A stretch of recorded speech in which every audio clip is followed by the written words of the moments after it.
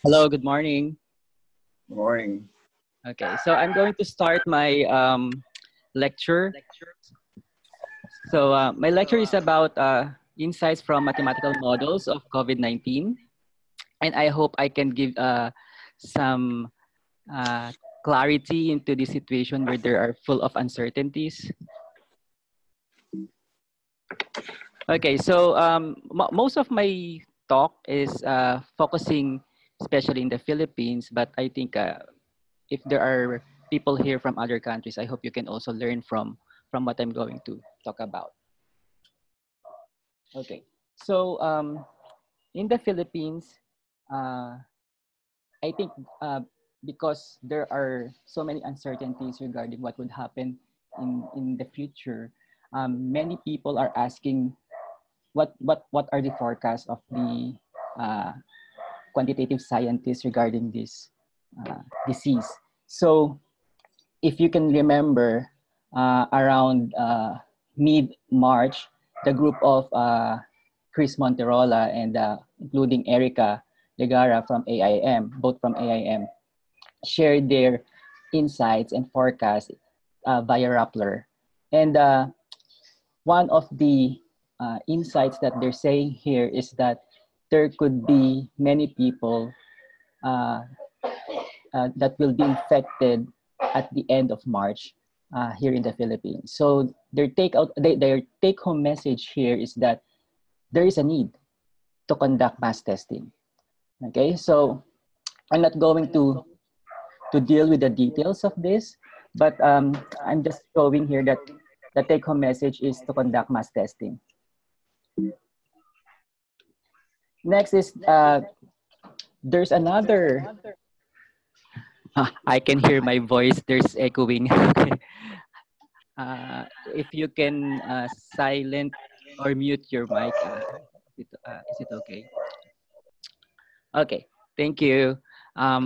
So after the Rappler article by Chris and Erica, there was another article by JC Punungbayan, and he interviewed me and another a veterinarian dash data scientist, Dr. Darwin Bandoy, where Dr. Bandoy is saying that the outbreak or the epidemics might happen, the peak of the outbreak might happen in June.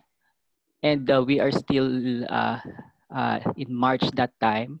And the take home message here is that uh, Dr. Bandoy is saying that this is a long term war and we should not just end after the announced April 12 or April 14 community quarantine period.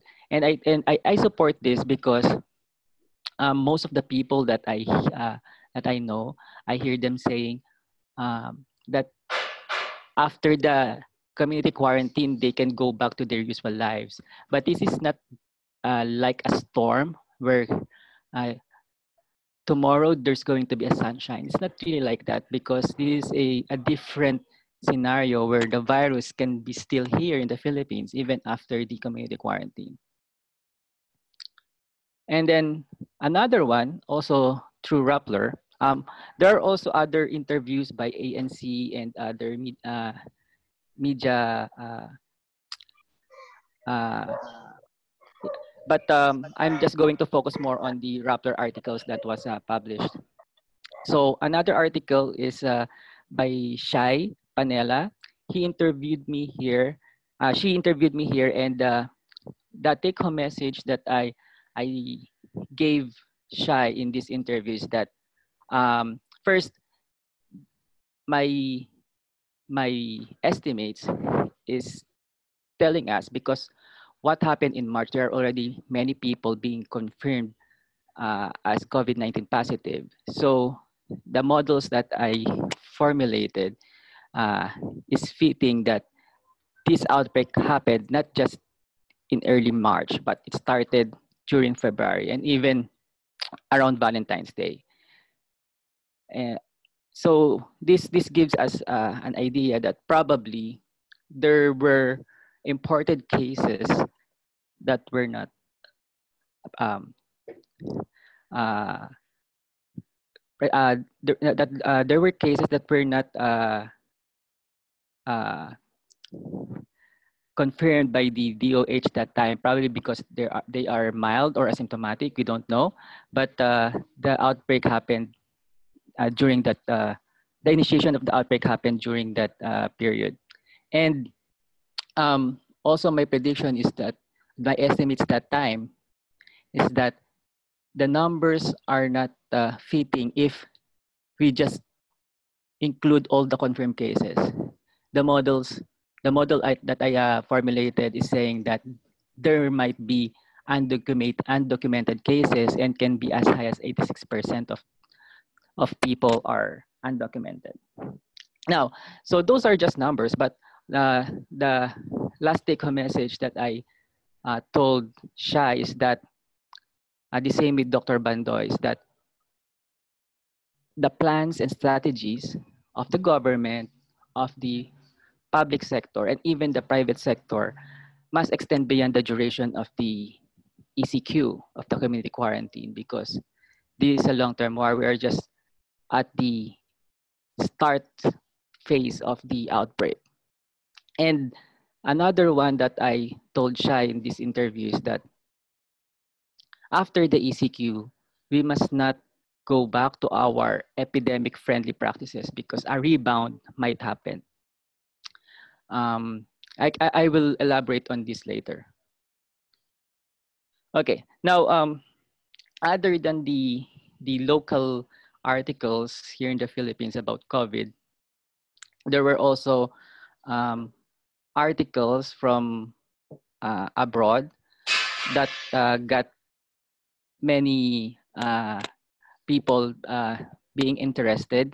One example is the white paper by the group of Neil Ferguson from Imperial College. And the good thing with this paper is that it was so controversial that the UK and I think even the US government immediately decided to change their strategies.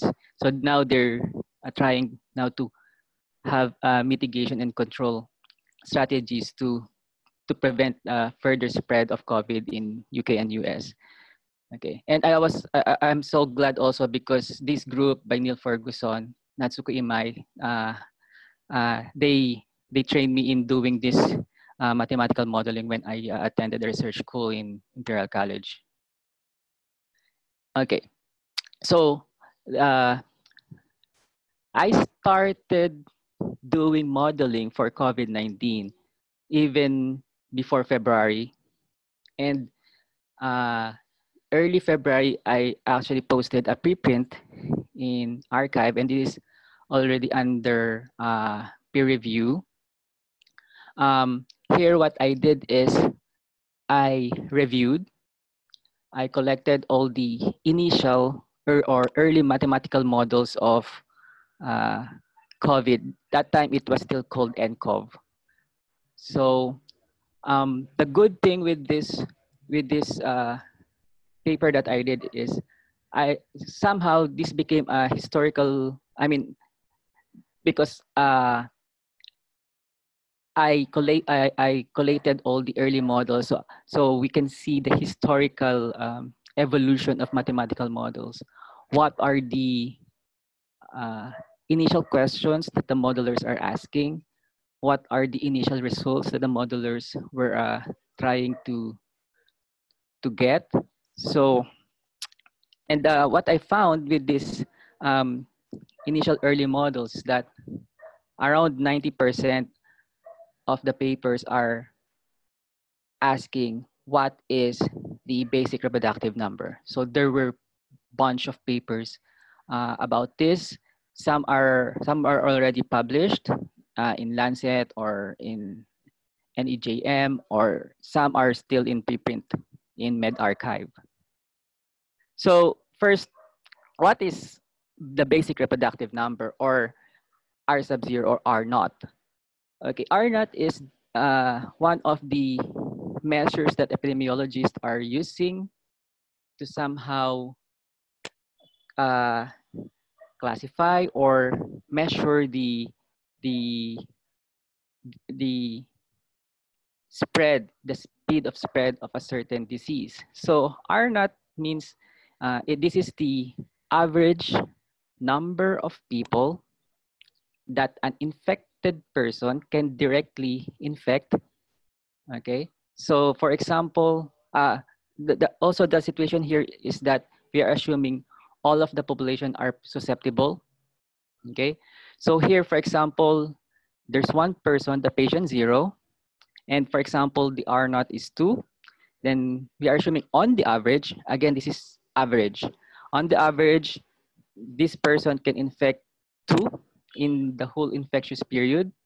And then one person here, okay, one person here can infect also on the average another 2 persons. So as you can see, this can result in exponential growth of number of people infected.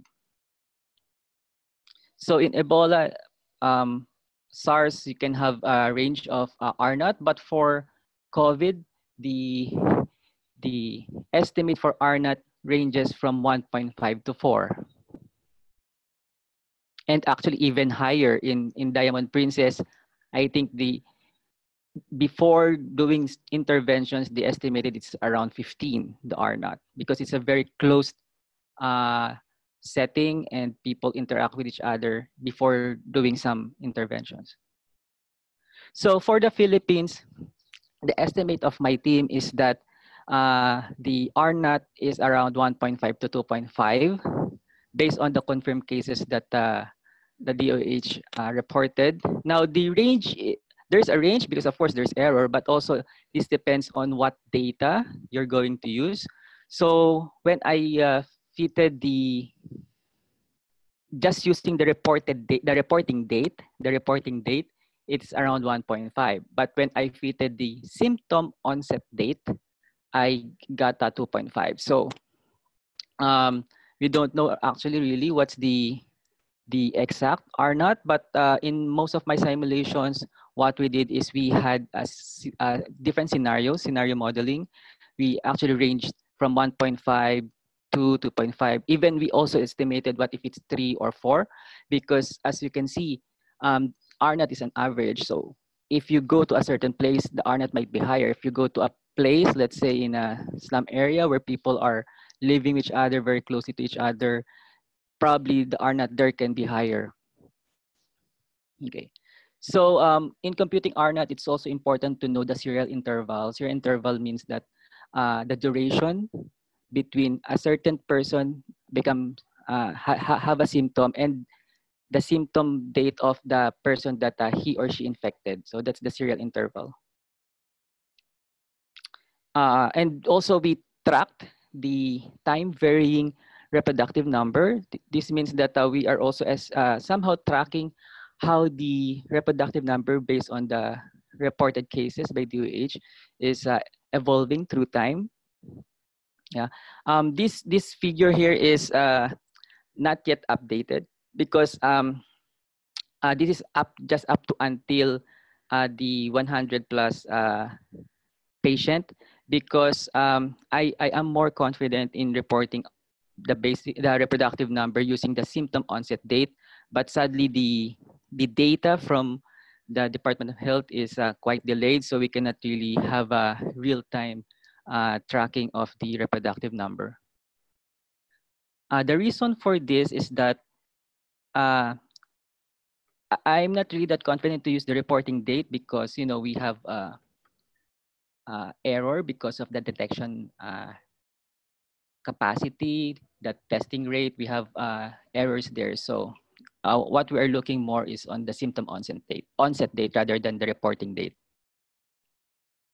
Okay, so before moving to the models, in estimating the outbreak spread, the dynamics, we also need to have idea about the dynamics of the transmission and the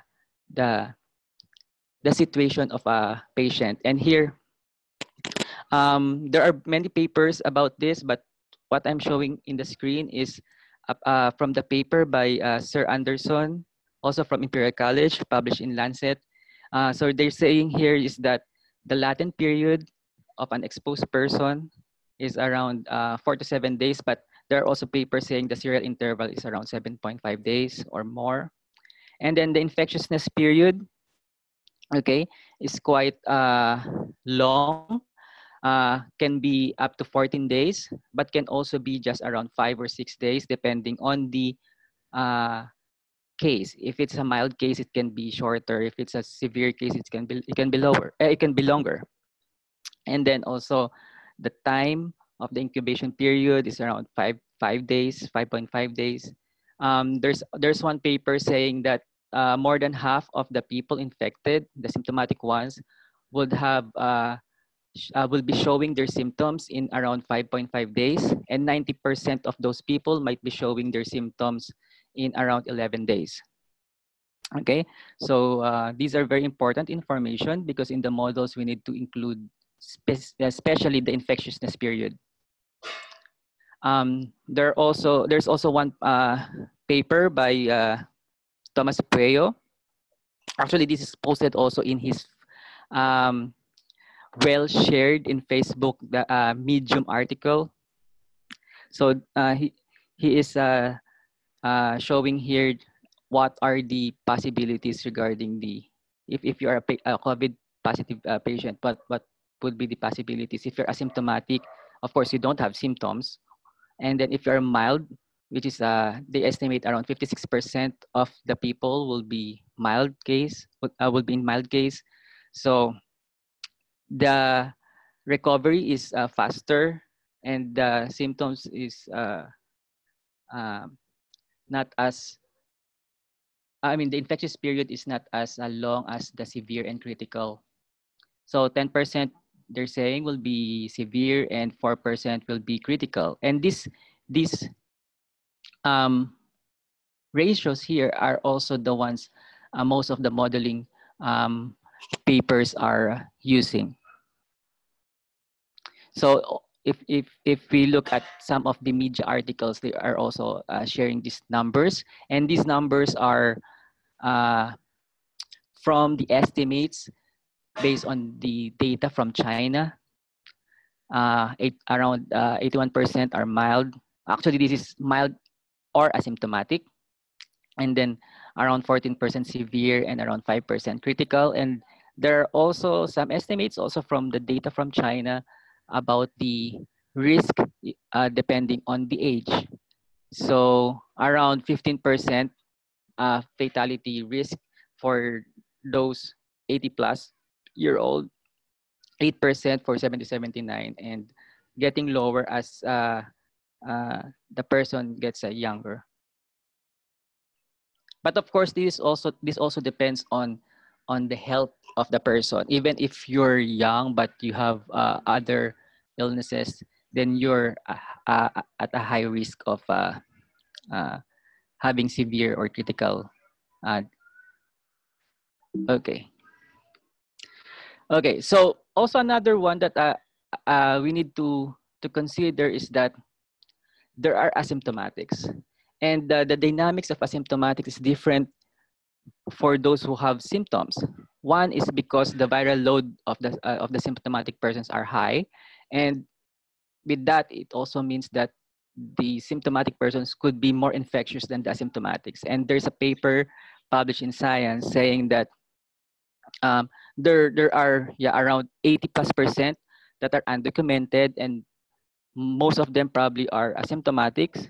And the undocumented infections, let's say they are the asymptomatics, they are somehow half as infectious as the symptomatic ones. And this should be considered in the model, because if we do modeling and we consider everyone have the same infectiousness, then we might be overestimating our numbers. Okay. Okay. And another one, there are some initiatives from the different Philippine institutions to have dashboards. This is very important because we could have visualizations. We could have also real-time tracking of the disease spread in our country. So here, this is one dashboard while you're so in my screen, while you're looking at your Facebook and also look simultaneously with the dashboard. This is created by the University of the Philippines Resilience Institute, and this is the one that I also from time to time check to see what's happening in our country. And there are also other dashboards. This one is created by Jason Ho, and the good thing with this one is he's also um, sharing the other information, like what's the hospital length in days in the Philippines, the turnaround days between laboratory confirmation and death, the diagnostic delays. And this is very important because in our models, um, we need to adjust our predictions based on these uh, statistics specific for the Philippines. Okay, so before I go to some of the insights with models for COVID specific to the Philippines, just a remark. So most of the models are abstraction. If you have a real world problem, you want to get a solution, and if it's very difficult, you get one part of the real world problem, and just have some justified assumptions, model or create an abstraction of that real world problem, and from there probably we can have insights how to solve the problem. And we should always think of this because models are just abstractions. And some of the remarks, mathematical modelers are not fortune tellers, okay? And in fact, we do not wish our worst case prediction to happen, okay? This is also one of the problems when we were interviewed by media, because after releasing our results, people would tell us we are alarmist, but we are actually not. We just we don't want people to panic, but we also want to share the worst case scenario so people can plan and create strategies. And if we're going to use the models and the model results, I always suggest interpret these results with the guidance from experts. We need to always check the assumptions, if the assumptions fit the situation or not, because if we just use models without looking at the assumptions and the limitations, it's very dangerous.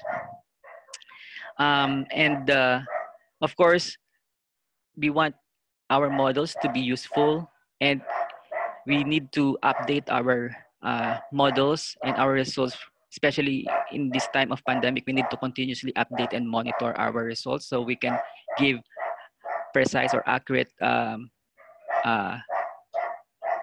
prediction to our decision makers. And of course, we want also our models to be peer reviewed. Although in this time of pandemic, sometimes we have a moral dilemma, because are we going to release our prediction or are we going to publish it first? But if we publish, it will take a month or so. So there was some like of that dilemma. Okay, so there are different types of models. One type of model is phenomenological or data fitting. So let's say if you are a soccer player and you want to project the trajectory of the ball, probably you can fit a parabola and predict where would that ball would land. So this is called phenomenological or mostly data-driven modeling. It's called black box. And another one is the mechanistic model, where you will use the mechanisms of the model, and from these mechanisms you can predict the trajectory of the ball. So this is called mechanistic or white or transparent box. It's called transparent because you're able to see what are the mechanisms, unlike the phenomenological ones. Okay, but of course it's not really this the classification between the two is not really a solid line, because you can do a hybrid or the gray box. Examples of mechanistic models one example is this one, an agent-based model. This is one of our our results in our project with when working on porcine epidemic diarrhea in pigs. This is also caused by a coronavirus. Okay, so this is one of the example of mechanistic model. The other one is uh, the SIR or compartmental model. This one is from the paper by Anderson published in Lancet for COVID-19. So this model is telling us that from a susceptible class, the people can be exposed. So the people here can be transferred here if they're exposed, and the exposed people after the latency period, they will become infected and or infectious. Then there can be different classifications, could be mild or severe. Then if you're severe, you can be hospitalized or isolated. So you can have these diagrams here. And after that, we hope everyone will be recovered. But of course, we know that there are also outflow of people because some of them are at risk of mortality. Okay, so with these models, we cannot really be sure if our models are correct.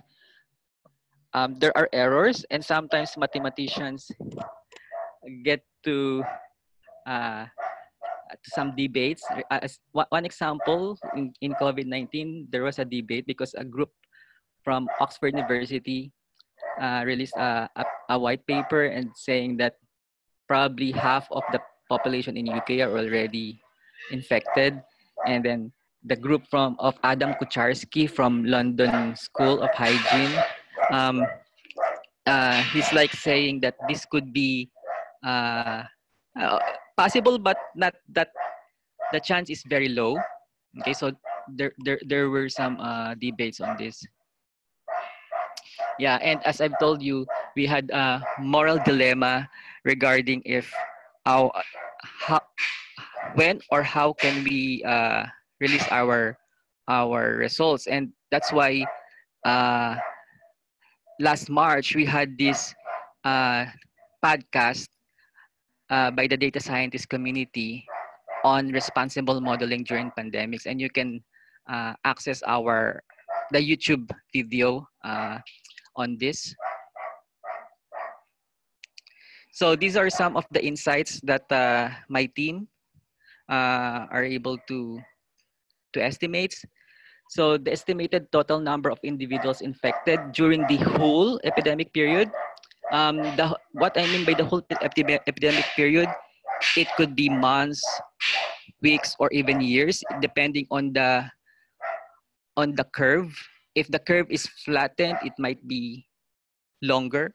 If the epidemic dynamics is compressed, okay, and the peak is too high, the whole epidemic period might be short. So assuming a basic reproductive number R naught between 1.5 to 4, it is predicted that the cumulative number of infected individuals, it means the total, in the country will be or could be around 600,000 to 1.4 million, where 80% of these are from Metro Manila. This estimate, if you're going to see, it's too high, right? This is a worst case scenario, and this also involves those who are asymptomatic or unreported. And the high estimate for Metro Manila is mainly because, Metro Manila has a very high population size, and not just high population size, the population density is also very high, especially in the city of Manila. So how we computed that? So we just used the critical threshold number. It's that 1 minus 1 over R naught. The 1 minus 1 over R naught is a theoretical number telling us what is the possible maximum number of people or proportion of the population that could be infected. And also this number could also give us what proportion of the population should be vaccinated so that later we're not going to have an outbreak again.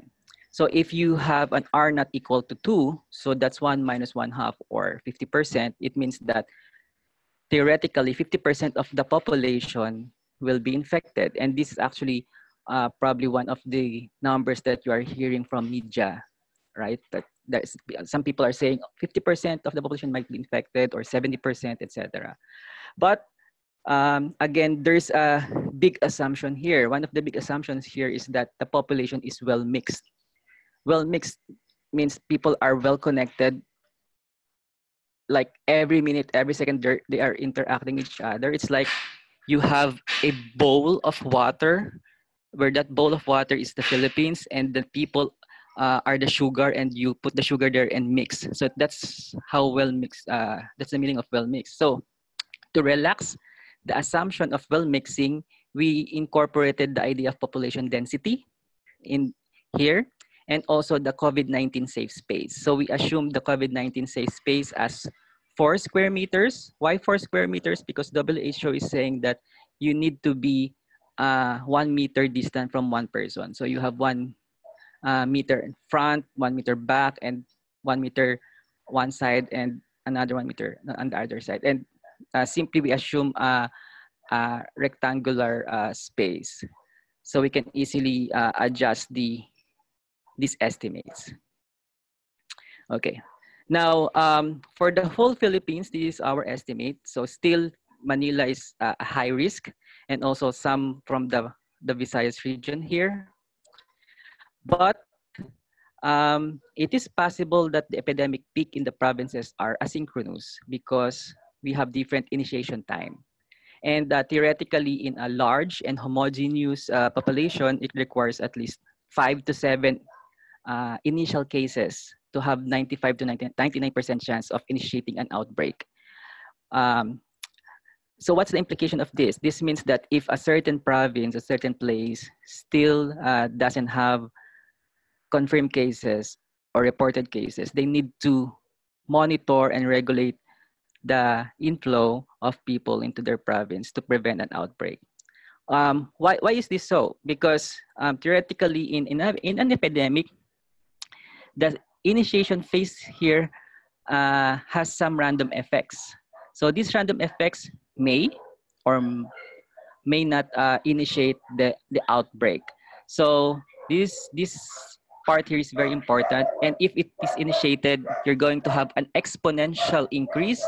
Then after some time, if most of the susceptibles are already infected, it will start to decline. Okay, and if there are reinfection, or if there are addition in the susceptible population, we could have some non-zero infected number later on. So this is the formula, a simple formula in a large and homogeneous population. Negative log C over log R naught initial cases are needed to have 1 minus C chance of initiating an outbreak. Next.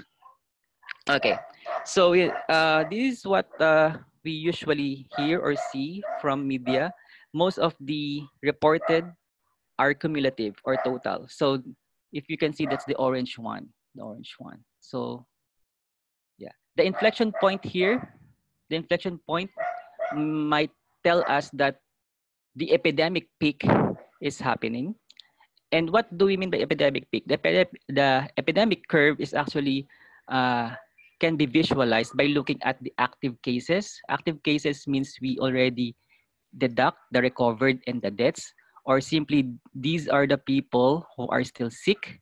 And this is actually what you see in most of the illustrations, what they call as epidemic curve. And this is the curve that we want to flatten, because the peak here will tell us how many people might be infected at most in a certain day, in a single day. And we can also estimate what would be the maximum, or what are the needed number, what is the needed number of beds or ICUs that our government should be prepared.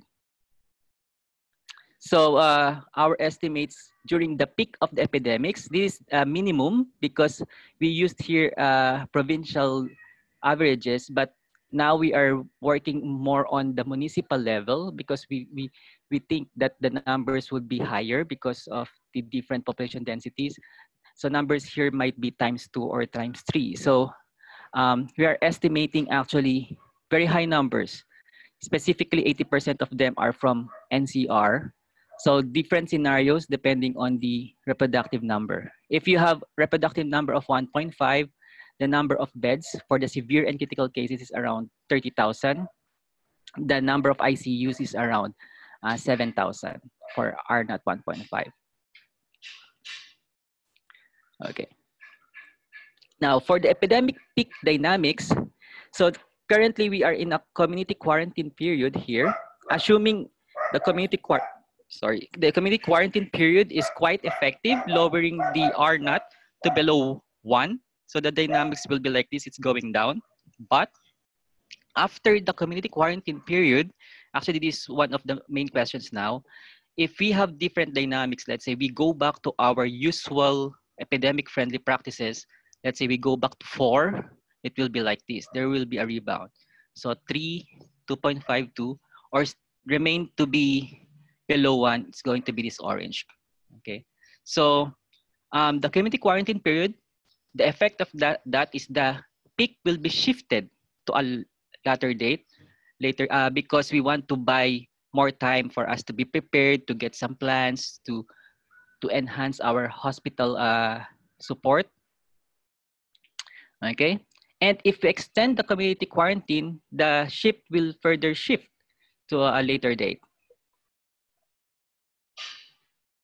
But one of the important things that that we can do, of course, community quarantine is very difficult, especially in the socioeconomic status of many people. So we need to have not just one strategy, but multiple strategies, including increasing the testing rate, making people follow what the WHO and DOH are suggesting regarding personal hygiene, social distancing, etc. So we need to have multiple strategies, and I hope there could be more modelers that will couple these epidemiological models with socioeconomic models to balance the effect to the different people. Yeah, and in WeForum, there's a diagram how about the effect of COVID to the households, government, businesses, financial sectors. So I'm not going to elaborate on this, but you can follow or visit the link of WeForum. So in the Philippines, this is one of the scenarios. Okay, as you can, I think you've heard that in that DOH announced that there might be 75,000 people infected during the peak of the epidemic. So let's say that is 75,000. The yellow one is the 75,000 confirmed or reported cases peak. The green one is the includes the unreported or undocumented ones. Okay, so this is the worst case scenario. But one of the things that I need to explain is that some of the models that you can see, there are many there, even posted in social media, where the estimates are as high as millions, thousands or millions of infected. Now, again, most of the models having those estimates assume that the people are well mixed. Okay, so it should be always be noted in the assumption that they're assuming well mixed, but actually it's not. So the social structure of people is not really that well connected, not well mixed, and that clustering of people might delay or have some effects regarding the dynamics of the peak. For example, if one is infected in this green cluster, so the green cluster might have the dynamics first, the peak first, before they infect the other clusters. So there's some dynamics here, and some of the models are not considering this. That's why it's very hard to predict the spread of the disease, because we actually don't know the social structure of people in our community. There are some theoretical studies, but some of them might not be applicable to our situation. And actually, this is also some why probably if you look at some of the estimates abroad, they don't actually report the actual number that might be infected because it's too difficult. So sometimes they just assume the worst case scenario, the well-mixed scenario. Okay, so as I've said before, with the enhanced community quarantine period in the Philippines, we might shift the peak. The legends here means that before the ECQ, for example, the R naught is 3, and then during the ECQ, the R will become 3 again, and after it's 3 again. So that's the blue one. It means it only means the enhanced community quarantine has no effect. But if enhanced community quarantine has an effect lowering, let's say from 3 to 1.3, it will be this orange. So as you can see in the zoom in version, there's some hammering happening here. Instead of the blue one going in a very, very exponential trend, there's a hammering effect here, and the peak will be delayed by a few weeks or months. Okay, and if we delay more, let's say to 90 days, the effect is shifting to the right side. Okay, so that's one of the effect of enhanced community quarantine. But as I've telling you before, we should not just look at enhanced community quarantine alone. We need to consider multiple strategies. So here we need to maintain social distancing and avoid mass gatherings. Why? Because in an epidemiological model, one of the important term there is the beta SI, where beta includes the R naught, the transmission rate, the contact rate. S is the number of susceptibles, and I is the number of infecteds. So if we maintain social distancing and avoid concerts, big gatherings, we can reduce beta by reducing the R naught. And if we increase detection and isolation, and I'm really in support of including the mild and asymptotic cases. Sometimes the debate here is it's very expensive, but we need to do more modeling in this because if it's impossible to find all asymptomatic cases, but probably there can be some proportion only of asymptomatic cases that we can detect, and that's already a good way to decrease the number of number in this infectious class. Example, if you have 100 test kits, 99 of those can be for the symptomatics and 1% could be for the asymptomatics. You can do random checking in the community. Let's say per day, you find one, or if you find 2 asymptomatics, that's already a good way to decrease the infectious class. So we just need to put some, not all, for mass testing if it's too difficult for us. And there's also another strategy being proposed on pool testing. So we need to consider those kind of strategies, because as you can see here in my figure here, if you increase the testing of asymptomatic, 0.1% here is 0.1% of the detection kits.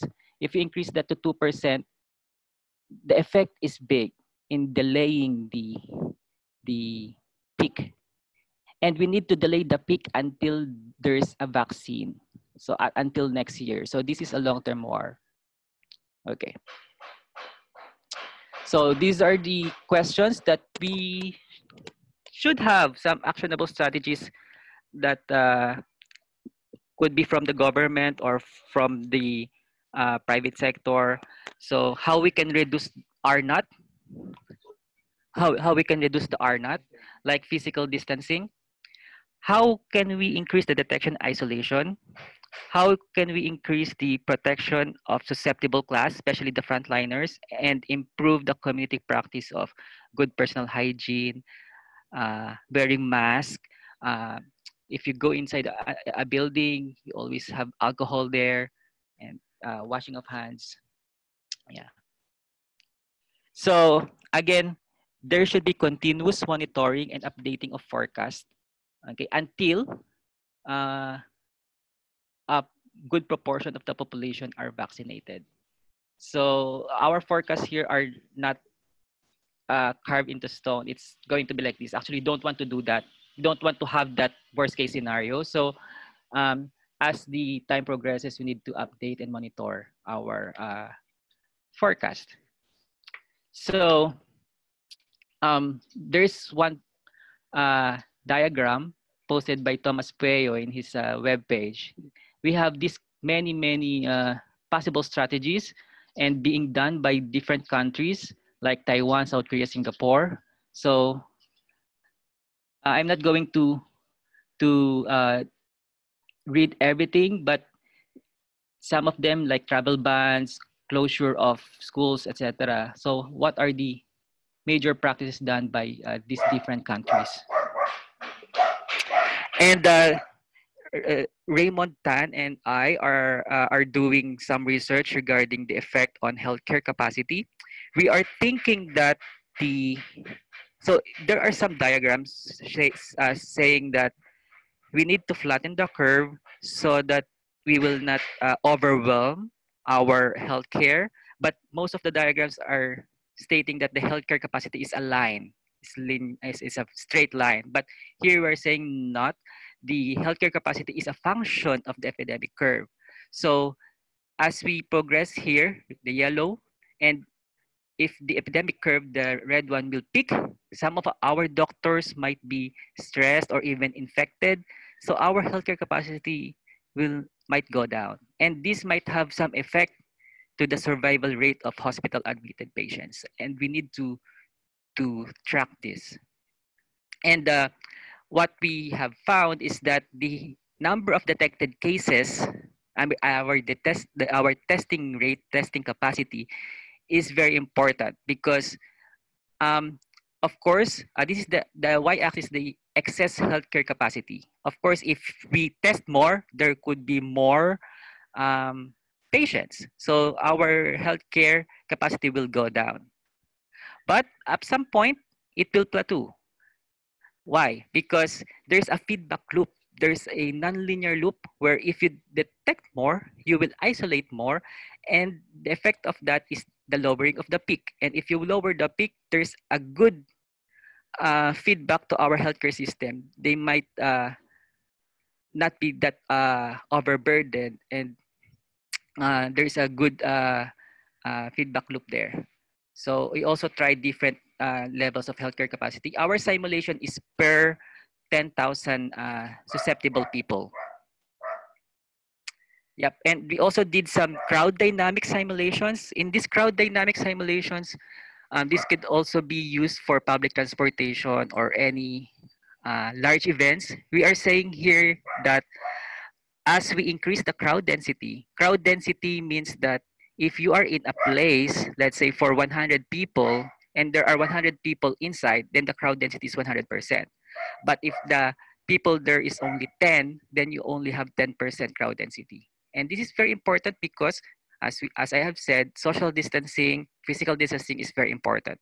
And not just, of course, the crowd density. We also need to look at the exposure time.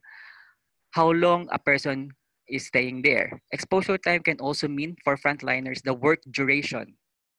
Okay, so here in our simulations, let's say if the crowd density is more than 10%, there is a high probability that one person will be infected. So the y-axis is the number of new infecteds.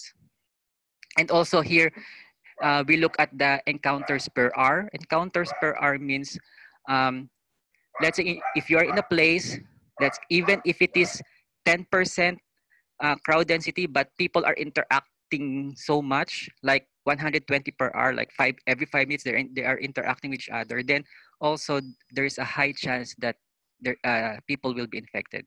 So we look at those. For example, for the frontliners, there should be less than 40 minutes for the whole day.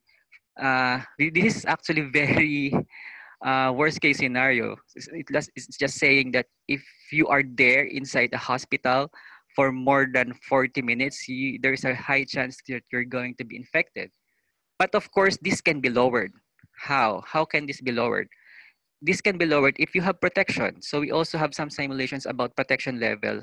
But here, you need to have really like around 95% protection.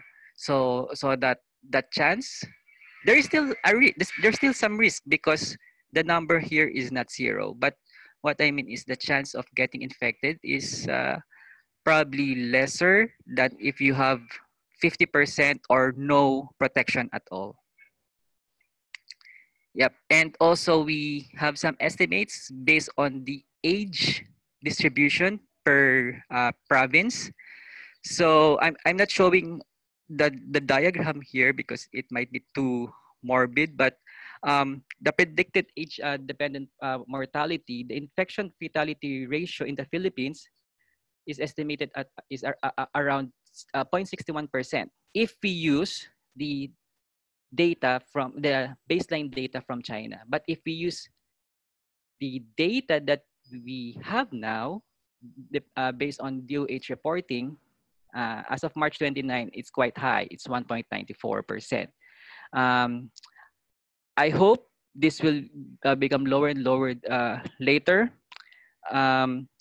probably because we might not still have good detection rate now, but I hope the infection fatality ratio will be lower later.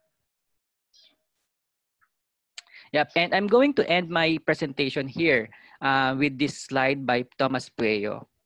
So now we are in the hammering stage in the enhanced community quarantine. We need to hammer down the exponential dynamics of the outbreak.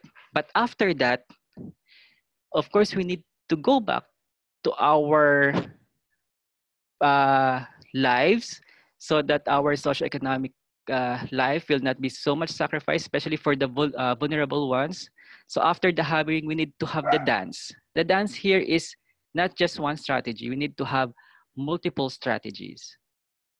And one of that strategy, I think, is the inclusion of asymptomatics in the testing. I'm not saying we need to test everyone, but we need to allot a certain proportion of our testing for the asymptomatics. We can do random randomization in the community, get one person there and test. Because this could really have an impact. Based on our simulations, this have an impact in doing the dance. Okay, so I think that's all. Thank you very much. Thank you very much, Jomar. So we've opened the chat box. So if there's anyone who has a question for Jomar, maybe you can type it in, or you can raise your hand so that we can acknowledge you for the question.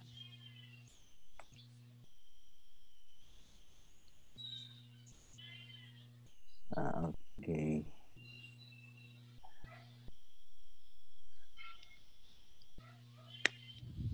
Okay, Jomar, maybe I can start it off.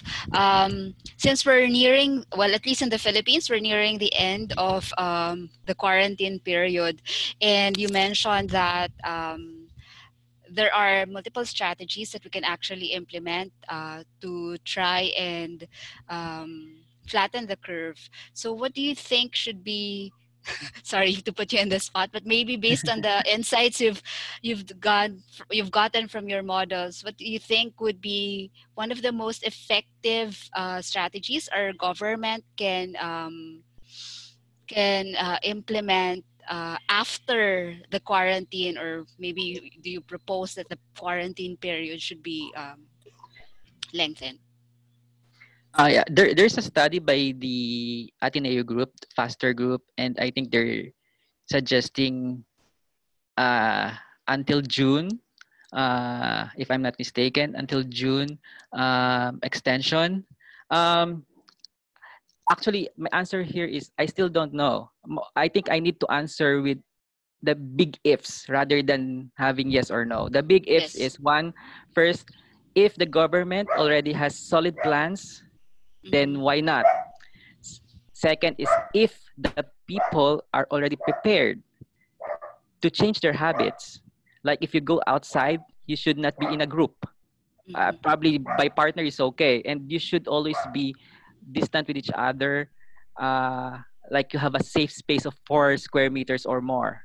And if people will always wear mask, if people will always wash their hands, have alcohol or something like that, why not? Third is if we already have enough healthcare support, number of beds, Mhm. ICUs, manpower, so that in case, and I hope not, in case there will be surge in the number of critical and severe later, we can support them. But if we still don't have, that's too dangerous. So there are many big ifs. And if we answer in all of those, if no, we are not prepared, then probably not.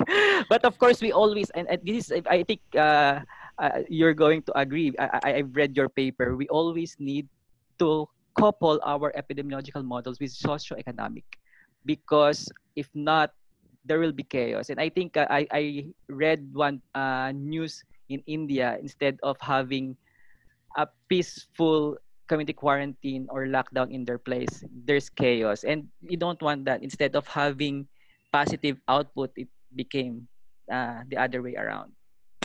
Yeah. Okay, thank you. Yeah, we have a couple of questions from our listeners. So the first one is from Alexandra. So China has reported asymptomatic cases only starting April 1. May we know your comments regarding this? I don't know actually the the uh, regulations or politics. I don't know what's that right term with China. But I think this is the although I shared one article Mhm. from Zhejiang University. In their place, in their city, they were able to prevent the number of cases by one, testing the infected and then non-infected people. It means anyone out there randomly they check. And third one is informing the public. This is very important. If there's uncertainty, it's difficult. So they always inform the public. So I'm not sure with the whole China, but in the article that I've read just this morning, I'm not sure if my pronunciation is correct. Zhejiang City, Zhejiang University, they did that. And I think reporting asymptomatic cases, based on our simulations, it's really, really helpful. Okay. Okay. We have another one from Cindy. So she wanted to say congratulations, very good inputs and very sound and sensible. She's wondering if the data has been shared with policy making bodies. Um, the story is it's very difficult to get attention from them, but yes, gladly we already have contacts with the government. I'm personally I'm a member of the University of the Philippines COVID-19 pandemic response team, and our boss, our lead person there, Executive Vice President Herbosa, already did all the talkings, and we already have some contacts with the government. Okay, that's Yes. good to know. Okay, the next question is from Vic Ilag. So how reliable are the assumptions given the delays in testings and that we have relatively small sample size? Yes, that's a good question. No, that's why we need to use different modeling frameworks. If we're going to use only the phenomenological or data fitting, that might be very difficult. That's why we need to use the mechanistic one. We need to use the mechanistic models. One, because yes, the data in the Philippines is not, we still don't have much data. But although now DOH is sharing already some of their information and we have access already.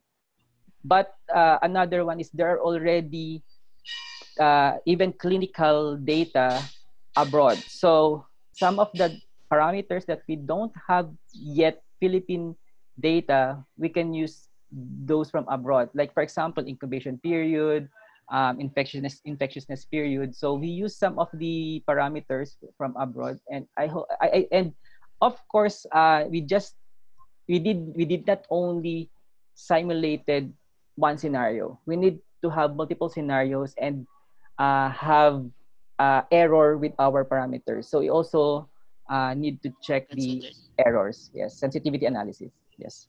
Okay, so the next one is from Edsel Peña. In the US, almost all of the 50 states have now stay-in-place directives from the governors. How is it in the Philippines, and how is the government handling this? I actually don't know with other places because I'm only staying inside my house. But here in our place, I think in my place in Bay Laguna, I think people are quite good discipline in following rules. But I don't know in Manila. I don't have actually information. Okay, hold on. Okay, from Jack. A lot of researchers report less than 1% fatality rate, which is actually true with other countries.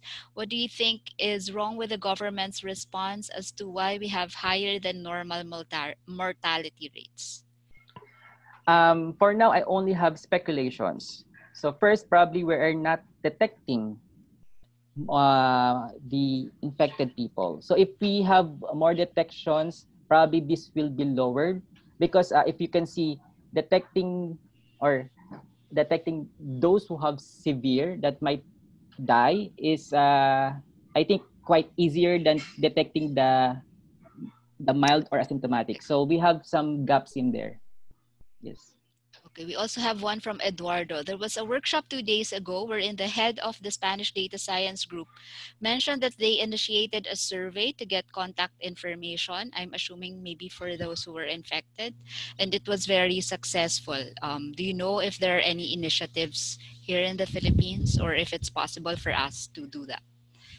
I don't know if there are initiatives with other sectors, but for our case with the UP Pandemic Response Team, we have this ncov.ph website, and in the ncov.ph website, we have their symptom checker, and you can also get information for possible contact tracing later. I also think that the LSU, I saw one post where they have mapping app.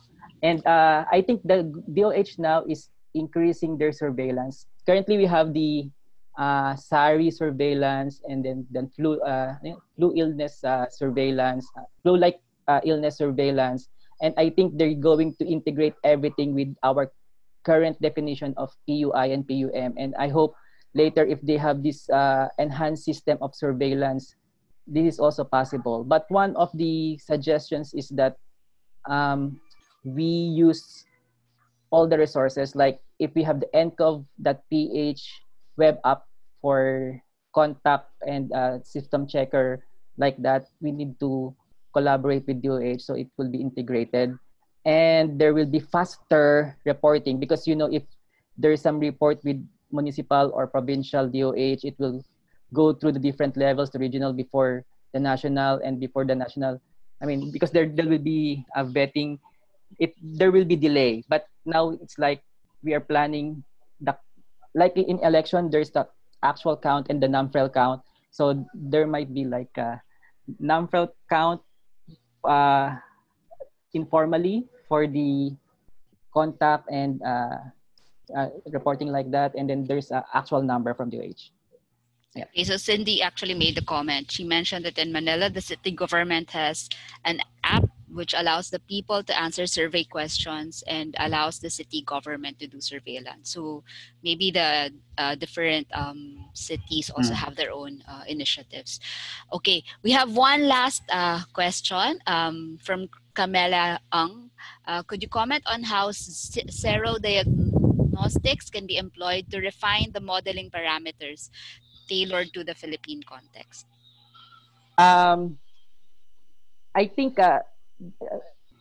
I don't know with the other modeling frameworks, but here with our forecast, as I've told you, we need to update from time to time. So if there will be more data coming from the diagnostics, we can improve our data fitting because we are using mechanistic models like the SEIR, but it's not purely mechanistic. We also need to calibrate our parameters using data fitting, using phenomenological scenario. For that, we need to be sure that our models really somehow fit with the current data, so we can have good projection later. Okay, sige, just a couple more. From Anna Serquinia, could you comment on the utility of serology for surveillance of asymptotic folks? I'm not an expert on on that. I actually don't know what the other countries are doing. In my model, we just input there what if there's one or two persons, asymptomatic persons being detected, how would that Yeah. lower the peak? I cannot comment more on the details of Serology, yeah. serology. Yes.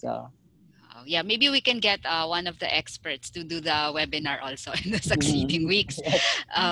Yeah, and Jomar, is it possible for us to share the slides? Maybe you can give us a copy so we can Yes, no share it with problem. the participants. And then I'm not sure, maybe there are additional questions from the audience. Can you give us your contact information if they want to get in touch with you? Yes, you can email me. I can share to everyone. It's jfrabahante Hmm?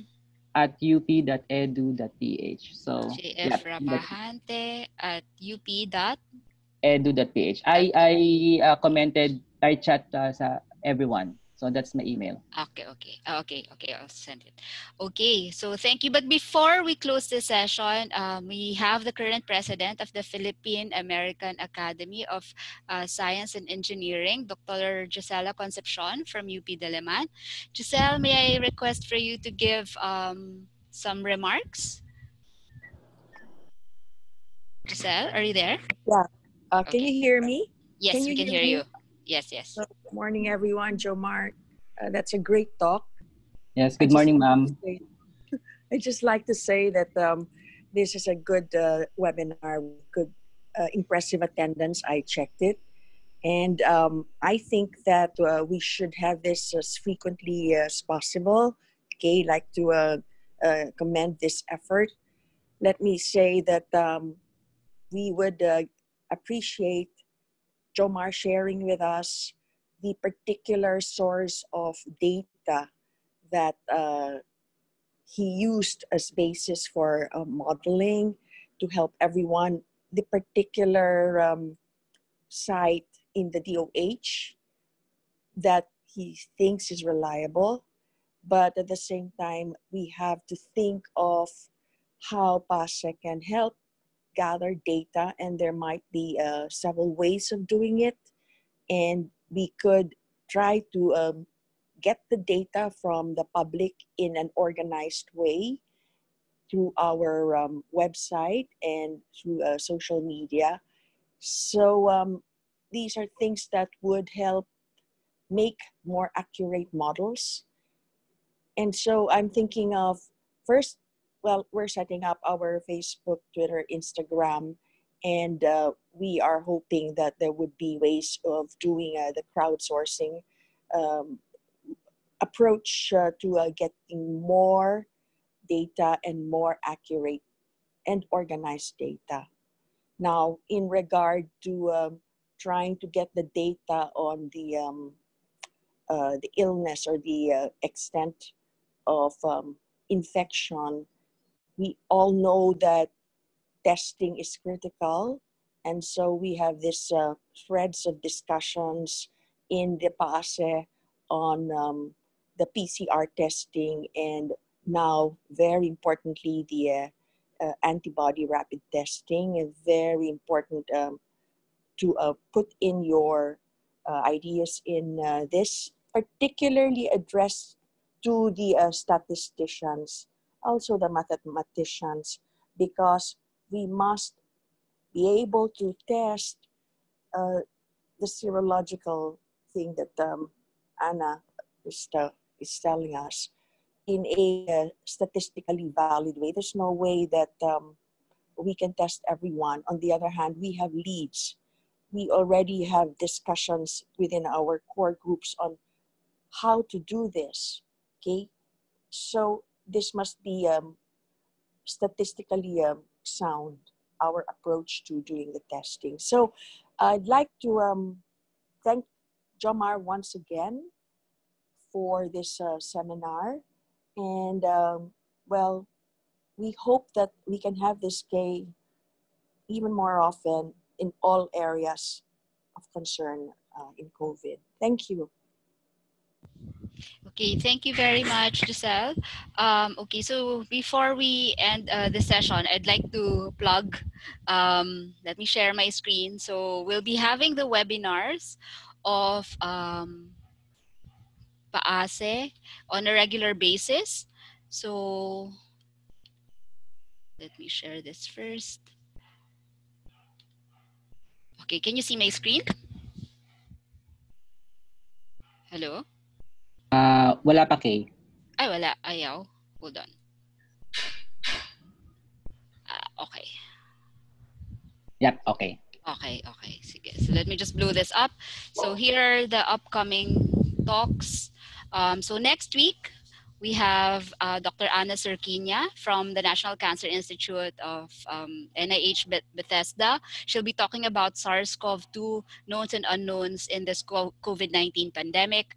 On April 17, we will have Dr. Francis de los Reyes, who very graciously hosted this webinar today from North Carolina State University on the fate of SARS-CoV-2 in water and wastewater. So again, that's a Friday. And on April 24, we'll have Dr. Krista Yu from De La Salle University to talk about modeling the economic impacts and ripple effects of disease outbreaks. Okay, so, okay, asan na siya? Stop share. Okay, so that's it. So that's the end of this session. Thank you, everyone. And hope you can join us in the future webinars. Okay, thank you. Bye. Thank you.